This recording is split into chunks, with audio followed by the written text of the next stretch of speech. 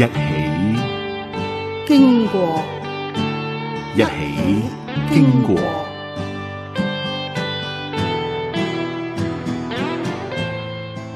呢個禮拜我哋嘅讀經係哥林多後書嘅第9章，今日靈修分享係9章嘅10至到15節。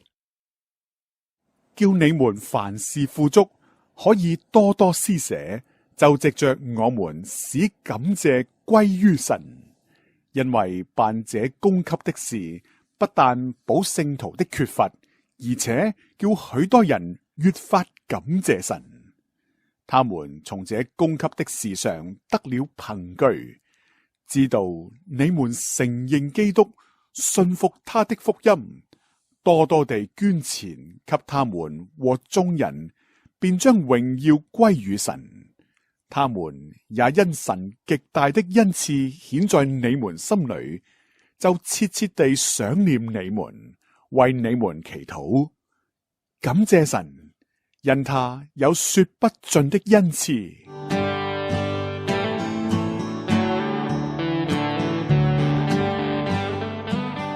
除咗越付出越多得呢個恩惠之外呢，保羅亦都喺度提出咗第二個更加重要嘅恩惠呢，就係補猶太地區，就係呢個以耶路撒冷為主嘅呢個聖徒嘅缺乏。因為各處外邦教會呢，從一開始就受到好多猶太主義者嘅批評。保羅好想藉住呢一次對猶太各地嘅捐獻呢，叫嗰度嘅信徒因為領受咗外邦嚟嘅供給呢，就確信外邦嘅信徒因為耶穌嘅福音同佢哋同為神嘅子民呢個事實，一齊去感謝神，一齊去經驗神賜下說不盡嘅恩賜啊！樂意奉獻嘅人所得到嘅另外恩賜就係可以凡事富足，可以多多嘅施捨。呢度就講明咗富足指到物質方面。對於樂意用財物幫補缺乏嘅人呢，神呢就喜歡讓佢哋更加富足。嗱，基本上神唔單止喜歡佢嘅兒女喺屬靈上富足，亦都願意我哋喺物質上面富足。只不過好多人呢喺富足嘅時候，只係知道自己享受，忘記咗對別人應該有嘅責任。所以對於嗰啲忠心作神錢財管家嘅人呢，神係樂意讓佢哋富足嘅。神叫人富足嘅有兩個目的，一個就可以多多施捨啦，另一個目的呢，就係使感謝歸於神。保羅所辦嘅呢個供給嘅事呢，就係偏重於幫補聖徒嘅缺乏。從使徒行傳第4章呢，我哋可以睇到門徒呢曾經係過住凡物公用嘅生活噶，好多人都將佢哋嘅房屋變賣。不過嗰段呢，只係暫時性嘅，聖靈並冇要求教會永遠都咁樣去實行。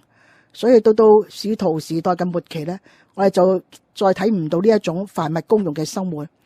不過可能係用另外一個原則嚟代替咗，就係嗰啲富足嘅要補足缺乏嘅。嗱，保羅指出喺財物上幫助缺乏嘅人呢，有兩樣嘅好處啊。第一呢，能夠使受助者從物質嘅供應上得到憑據啦，證明信徒嘅愛心係實在嘅，就將榮耀歸俾神。而另一個好處咧，就係能夠激勵佢哋關心嗰啲幫助佢哋嘅人，為佢哋禱告。愛心嘅行動就能夠激發對方產生回應，藉住物質嘅幫助，激發受助嘅人想念你們，為你們禱告。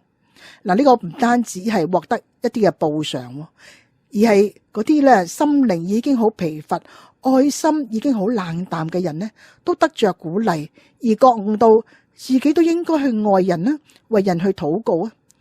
信徒喺財物上互通互助，亦都係善用金錢以外屬靈方面利益嘅方法啊，遠遠勝於嗰啲情慾虛榮而枉費金錢。喺財物上供給弟兄姊妹係具體愛心嘅憑據，願意為別人嘅需要而捐獻錢財，亦都係承認基督，順服佢嘅福音嘅效果。雖然福音嘅主要目的係救人嘅靈魂脫離罪同埋死，但係福音基本嘅原理係愛同埋犧牲啊。所以實行愛心喺物質上去照顧別人嘅缺乏呢，係接受咗福音之後嘅自然效果。最後保羅喺度感嘆話：感謝神，因他有說不盡的恩賜。神邊一度有講到不盡嘅恩賜係俾施嘅人啦，定係受嘅人呢？當然啦，應該就概括晒一切幫助人同埋受幫助嘅兩方面啦。神嘅兒女能夠藉住錢財上面嘅捐獻，使嗰啲捐助嘅人自己體驗到神有講不出嘅恩賜啊，又使嗰啲受幫助嘅人呢都經驗到神說不盡嘅恩賜。神藉住萬事互相效力，叫愛神嘅人得益處。呢個咁奇妙嘅安排同埋善意，遠遠超過人嘅口舌所能夠盡說。保羅呢不禁大有感觸，因此佢只能夠話感謝神啊，因他有說不盡的恩賜。神使我哋富足嘅目的，就係叫我哋可以多多嘅施捨。喺呢一個以物質為先嘅社會當中，我哋時時都係看重並且盼望得到恩典、賞賜同埋飽足。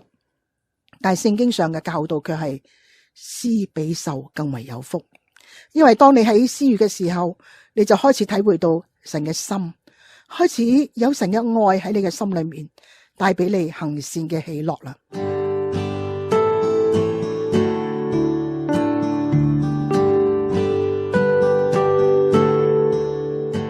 感謝主賜下各樣嘅恩典，使我哋一無所缺。